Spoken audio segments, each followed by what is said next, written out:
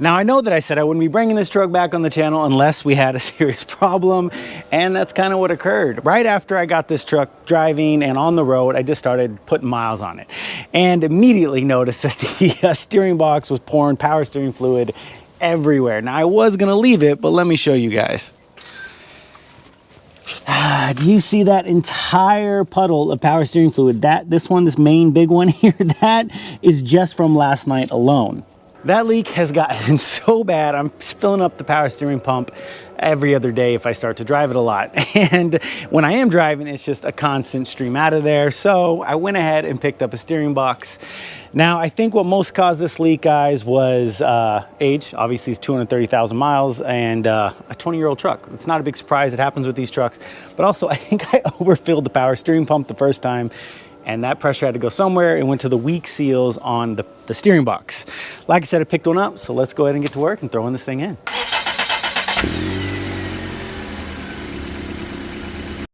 Okay guys, I went ahead and got the truck already up in the air and I took off the driver's side tire. Now you don't really need to do that, but it just gives you so much more room right here. But if you don't want to, you could definitely just tilt it to the side and work around it. Because right here is the steering box, so we'll be taking that out. But first, let's take out this inner liner, which is just a bunch of those annoying plastic clips, because we need to get to the intercooler tube, and the power steering lines that go into the box, which is like right here. And that should be the last one. These things can be a pain, guys, but definitely get one of these clip things that are made to remove them. It makes life so much easier. And this thing should just pop. Should just pop right out. Nice. And this is the reason why you take it all off. Now you have all this access. So what we really need to do is come over here and take these power steering lines out of the box. But the last thing we need to remove is the downpipe here. Now this I don't think is stock. This came with my truck. So I think I'll be able to just remove from here and here. I think the stock one actually goes up and you have to remove it from underneath the hood. But man, I want to show you guys something. So I was kind of noticing that there's just a lot of oil in this area, you know, instead of so much right over here where the leak is. So I just started looking up and checked that out. The hydro boost is leaking, power steering fluid also, which is probably why the leak is so significant. I'm noticing where I'm leaking from there and down here. So that sucks. Oh man, I really need to think of a nickname for this truck, guys, because this is the truck that just keeps giving. There is always a problem with this thing. I don't even know what to do. That is not happening in this video, guys. I will deal with that down the road. Let's just move on and pretend we didn't see that, and let's get this turbo pipe or downpipe out. Yeah, this is definitely not stock to the truck, because this is 7/16, and there's nothing that is SAE on this truck. So we'll go ahead and get these wound out. That's better. Now it's coming. All right, that'll work. Okay, with that out of the way, we can just jump in here and take these two lines out. Now, they will come out with an 18mm line wrench, which I'm just gonna use right here. And it should just pop for me if I can get the right angle. Yeah, let me set you guys down and I'll pop these out. There it is. Okay, I went ahead and just snagged them both out like that. So they just sit right there and they'll sit there waiting for the new steering box. But what we need to do now is come up under here and take that pitman arm out. Okay, we're up underneath the truck, and as you can see, this leak is bad, guys. I mean, just this is what I meant. It was pouring everywhere, all over here. It was getting so bad because our steering box is just right here and just pouring down. Now, this is the pitman arm. This is supposed to be a castle nut with a, what's that style? The cotter pin. That is the word I am looking for, but it definitely is not. So this has been replaced at some point. So we just need to zip it out. I think it's a 21mm. Let me see, does that fit on there? Oh, might mean it needed to be a deep socket. Yes, let me get a deep socket. All right, deep socket, round 2. Let's try that again. Now to get this off, I'm just gonna use this puller here. Now this is from the ball joint remover kit I had when I was working on the 53. Just picked this up at Harbor Freight for super cheap. And I think it's gonna do the job we need it to. There we go. Why not? Dang it, come on, get in there. Like that, I was a little off.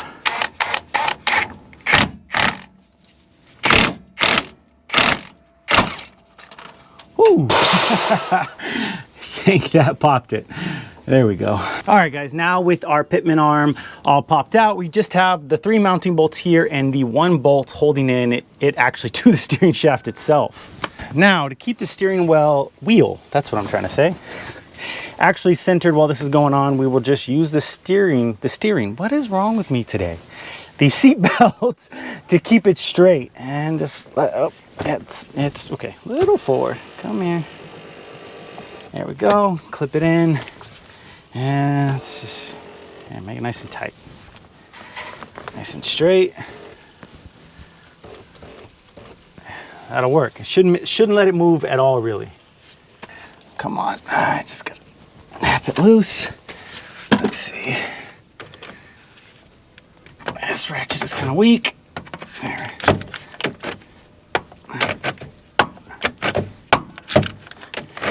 Come on. There we go.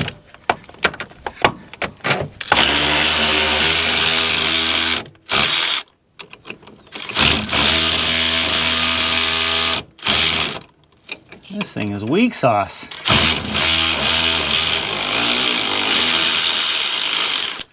There we go.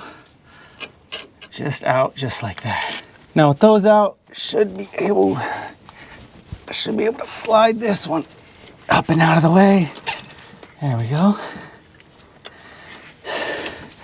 And we're good. Last but not least, our 3 mounting bolts.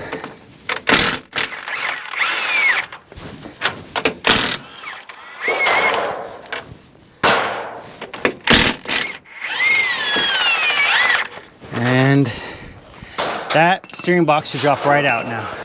Now we should be able to just pull that pitman arm out. There we go. Come on. Drop the steering box right out. Come on.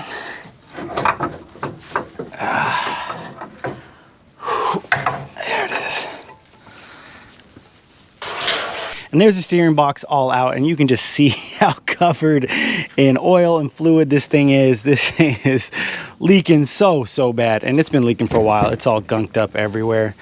You can tell. Now, they do make seal kits for this, guys, and I was actually looking into this, but when I went and got the truck aligned from when I did the upper control arms, I realized he told me there's a lot of slop in the steering. Not a lot, but he said there is some slop in the steering box. He said it's fine, but he did notice the leak too. And he said, when you do that, just go ahead and swap with the steering box. I looked it up, and that was probably the best way to go, because worn gears, that's a different thing than just swapping the seal right here, which is where it blew out. Now, before we swap in the new steering box and we get that all set up, there is something else I want to do. Now, like we're quickly finding out, this is a truck that keeps giving. Now, this was something I noticed when I first got it. It's not a big deal, guys. I had that typical GM steering clunk. If you're not familiar with it, you're driving down the road and it just sounds like your steering shaft is rattling off.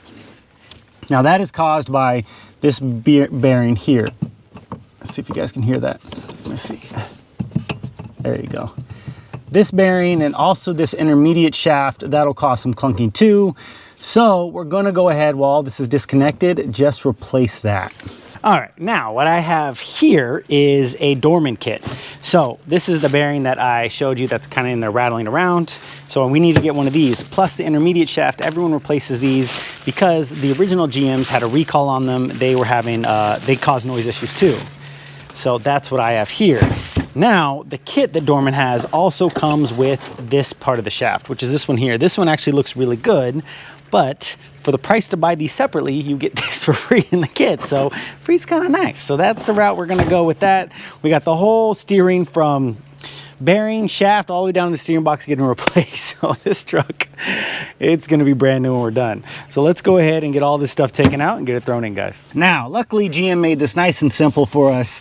It's just one bolt holding that shaft, that on, yeah. Ah, it's nice and tight. Let me get something to break it. Well, that's not wanting to come off. Is it the other way? It's probably the other way, that's why. This way. No.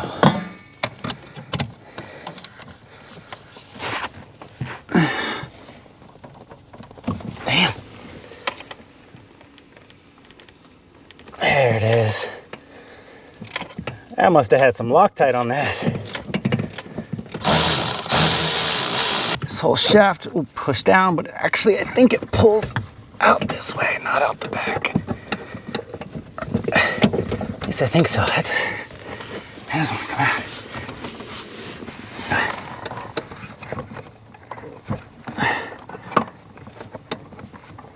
No.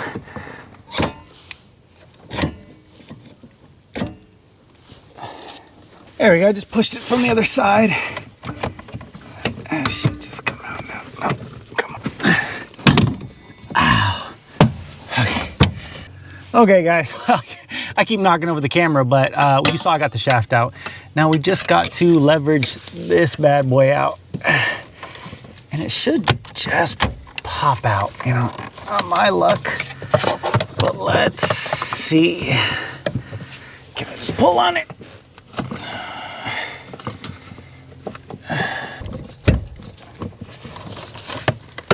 There it is. Nice. Come on. There it is. Okay. Oh. It still wants to stay on the shaft. Oh, there we go. All right, here's everything side by side. This is the old one, and this is the replacement. And I'm not gonna lie, guys, it doesn't look very similar. It does have the necessary tabs right here, which is what is kind of indexes it in the steering. But as far as a lot of the slots, they're a bit different. So I'm hoping this one goes in. If not, we might have to make a run to O'Reilly's. I thought this was gonna be way off. There is like a little bit of play, but it's not terrible. Bit crunchy, doesn't spin very well. Well, the bearing in here, wow, okay, puberty, here, spins obviously a lot better. Now, these are different. What I mean by upgraded, so this had splines in here, as you can see. And yeah, this is not wanting to play nice. But what happens is it gets all rusted and the grease in here doesn't get moved around enough. So it looks like Dorman's replacement for that is, it's just slides up and down here with oil. It's not splined, it just has one ridge here. I may lube that a little bit before we throw it in. The U-joint is nice and tight, obviously, so that should be good to go. What I want to do, though, let's experiment a little, guys. Let's see what this bearing looks like. See if I can push it out. No? Maybe not? It's not letting me. I wanted to see if I could get it out to see how bad it is on the inside. Oh, well, this bearing comes out really easy. Yeah, there's just not a ton of grease on this. I know it's not a high velocity or a high speed bearing. It's just when you're turning the shaft here and there. But you think that would be a little bit more. You know what? Let's go ahead and grease this before we throw it back in. Yeah, this one doesn't want to come out at all. Definitely probably a better quality part, but let's go ahead and grease this up and throw it in.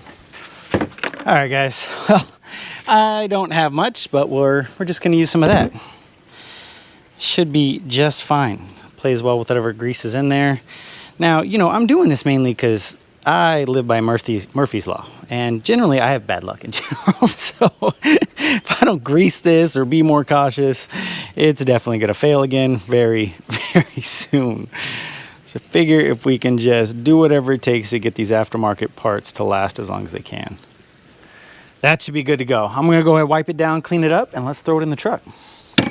All right, let's get this thing thrown in. Now, this little index on here, if you guys can see it, that should go right there. That's about all I can find is like of the orientation of how this fits on.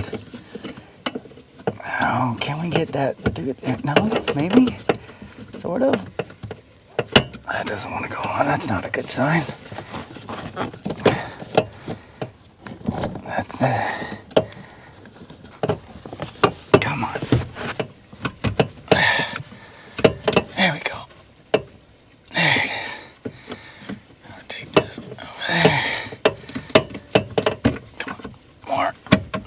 go. Rotate it so it's indexed. There we go.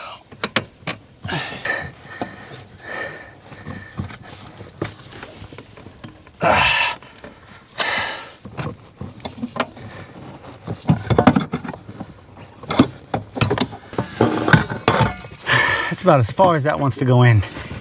I don't know if that's good or not, but we're gonna try to leave it for now and see if we can fit the intermediate shaft back in. There's a new one. See, poke it back through the firewall.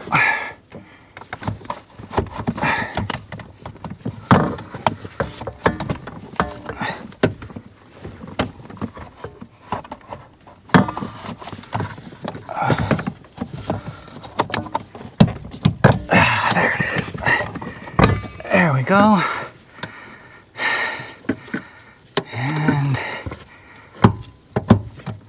that should just go right in there.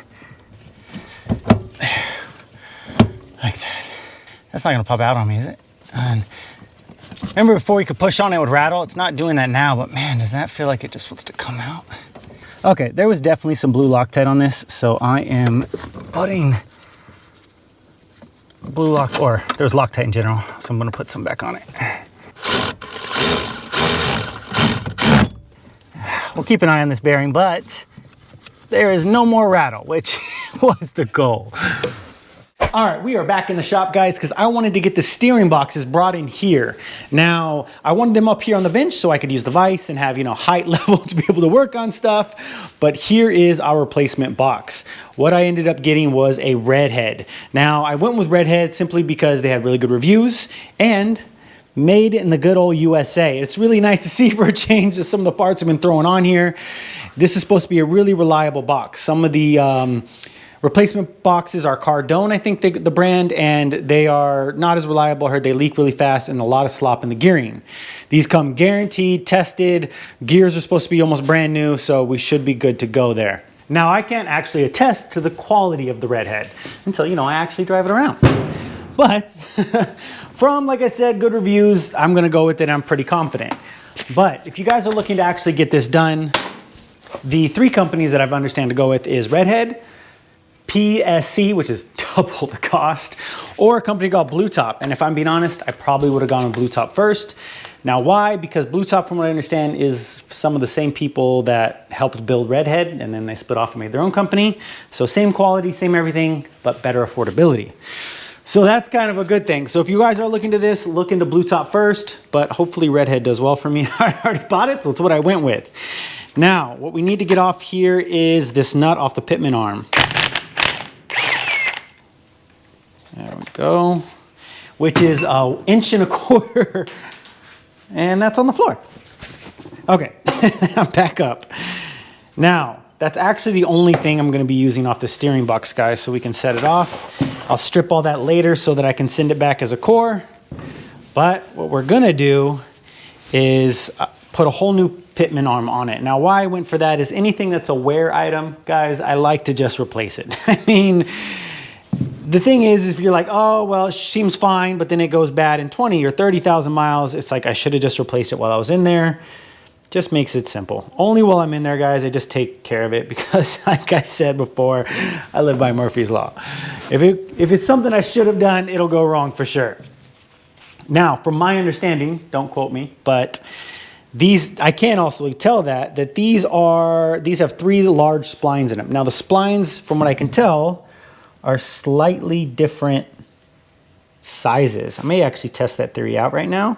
So this can only go on one way, but let's test that theory. So should go on like that. Actually does look like it fits. Let's try the other slot. Actually that fits too. So no, that isn't how it works. But if the steering box, let's see, total rotation, gonna gush all that fluid out, that sucks. All over the table. Let me get more rags. Yep, okay. I'll be back. Okay, all cleaned up. What I was doing was trying to see full rotation, so to see if we really need to clock this. Plus, I have to drain this to send it back with, you know, the core, so, you know, check mark, that's done. That was 2 birds, 1 stone. Now, so this actually, what I've noticed is it turns all the way here and then all the way here. That's full lockout. So simply by elimination, if let me see if I line up those splines. So if I line up the splines here, that's obviously in its path of rotation. Over here is way out, so you can't do that. And also, same thing. So those are the only 3 ways that that goes on, and all of those are outside of its path of rotation. So this is truly the only way it goes on. Now here, let me see if I can show you those splines, guys. Got a ton of anti-seize in it, but these are the large splines I was talking about. Let me show you a light. There you go. So just like that, you match them up and you're good to go. You do have to reuse the nut, but that's no big deal. And then impact it on. Okay guys, I have brought this over to the vise, which is a big reason why we came in here. I got it chalked up in the vise with the soft jaws. That way I don't mess up this cast iron. And this needs to be 150 foot-pounds. See if we can get there. Ooh, we're turning in the soft jaws. That is the downside to them. Let me see if I can reposition this. All right, one more try.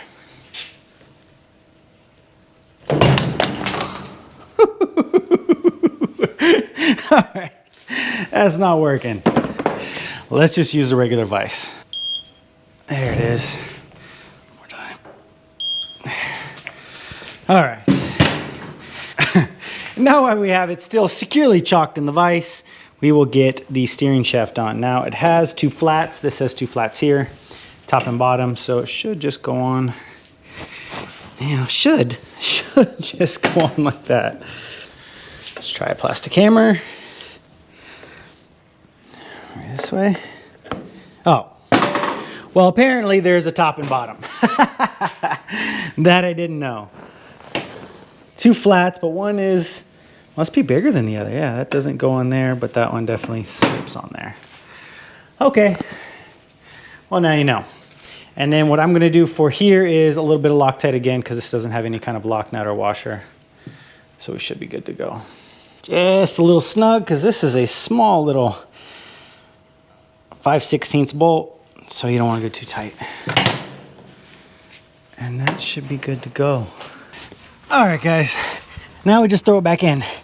Now, as you can see, I put the Zerk fitting on, and I did already hit it with some grease, so it is good there. And I'll just gotta snake this bad boy back into place. I think it went in there like that. And it should be, you know, knock on wood, just the reverse of how it came out. Come on, get back in there. Oh, that's not working. There it is, over that. There we go. Just need to get the pitman arm back into place.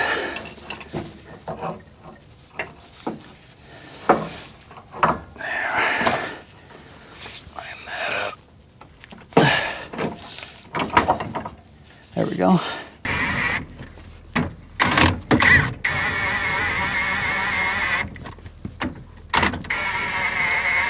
All right, guys, with everything loosely mocked up, we can go ahead and throw this on. Now, this particular pitman arm does have the castle nut, which I like a lot better. So we'll get this cranked down, and we should almost, we're actually gonna be almost done with this. There we go. All right, now we just need to line the cotter pin up with, you know, one of the holes. Where's the hole? There we go.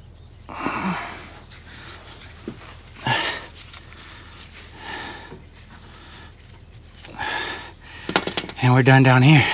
Okay, with that all secured down, we really just got to get all the odds and ends in. So I went ahead and matched up the shaft up here. Still got to put the bolt in, and I went and replaced the O-rings on this. Now the deadhead, or the redhead, came with new O-rings. So we put new O-rings on here, and we'll just match them up right there. and get these snug down. Now it's hard to film in here, so let me get these tightened down and we should be good to go.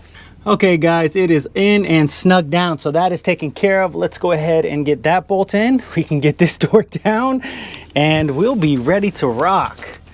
Now for this over here, guys, it's going to be the typical thing. I'm going to take a little bit of Loctite, just like I've been doing. You know, you don't want your steering falling apart is all I'm saying. Just smother it on nonsensically and we should be good to go.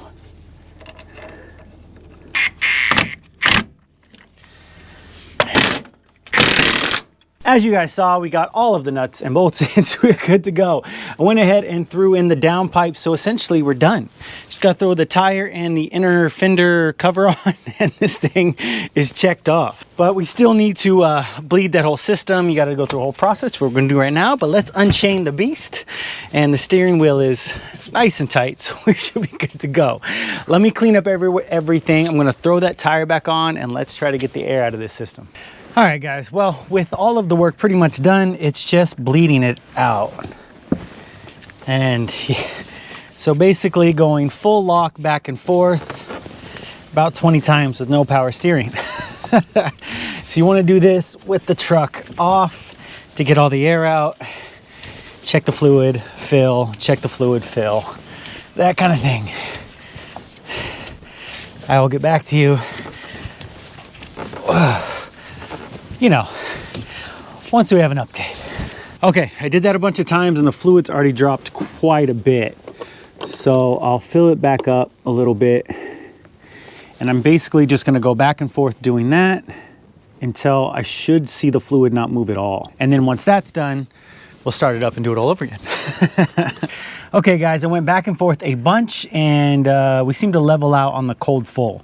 I haven't been able to get to drop anymore, so I'm going to start it up and then essentially do the same thing over again.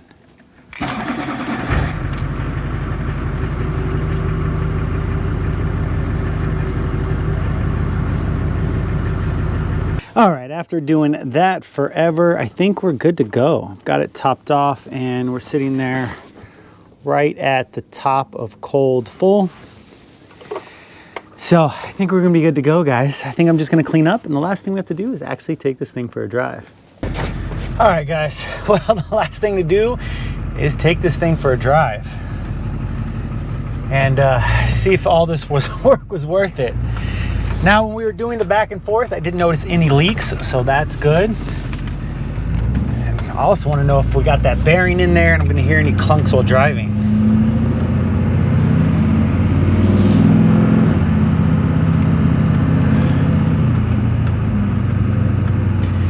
Steering is really stiff though, so in a good way. Like, I really feel that like there's a little bit of slop. You can kind of turn the wheel a little bit like this, like what I am noticing right off the bat is the steering wheel is off, guys. Oh, I don't know. Let me show you. So that is a straight steering wheel for me right now, so that kind of sucks. That's gonna get annoying. I'm gonna have to take it somewhere and get that fixed. I think you can adjust the drag links back and forth for that, but I'm really not sure. That's funny. And I'm not surprised because I guarantee that when I got the alignment, they adjusted for the slop in the steering box. And, well, it's a lot tighter now. But that's to be expected when you're doing stuff like that with steering. No big deal. And all these little bumps are going into, I'm hearing no clunks, no bumps. That's really nice. Finally might be getting this truck right where I want it to be, guys. Now's a good time to actually tell you what my plan is for this. The reason why I'm doing all this work and I've kind of been blitzing on it, because in about 4 days, I'm driving an 1,800 mile round trip towing, I think it's 16,000 pounds. Loaded full of projects for the channel, back to classics. This is the most modern vehicle that will ever be on the channel. But this is so it can bring me all those vehicles, guys. We picked up one of my dream trucks. I cannot wait to show you guys. I'm super excited. Now, as far as the Hydro Boost goes, guys, I think that I'm just gonna wait on that. It's a very minor leak, and that'll be down the road. If you are interested in seeing that, do comment. If not, I'll probably just do that off the channel. Like I said, I want to get back to the hot rods and classics that I really love, but it's still work that needs to get done. So if you guys are interested, I will do that.